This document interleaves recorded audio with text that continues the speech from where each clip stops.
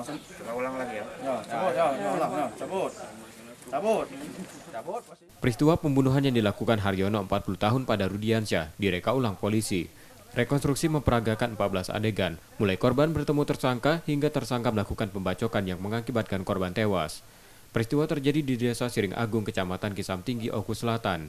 Dari pengakuan tersangka, hal itu dilakukan karena korban memandangnya dengan mata melotot. Langsung keluar rumah. Nah, jadi dia ada korban itu katanya itu dia katanya. Nah, jadi aku merasa tersinggung atau aku ketiadaan aku yang terhina ya. Nah, jadi langsung hilap lah aku tuh. Polisi menjerat tersangka dengan ancaman hukuman 15 tahun penjara.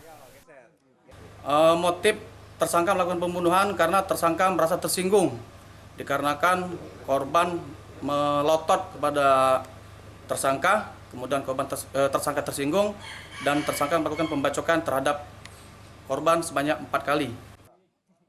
Rekonstruksi dilakukan untuk melengkapi berkas perkara, yang kemudian kasus tersebut akan diserahkan pada kejaksaan untuk disidangkan. Setiabudi, Kompas TV, Ogan Komering Ulu Selatan, Sumatera Selatan.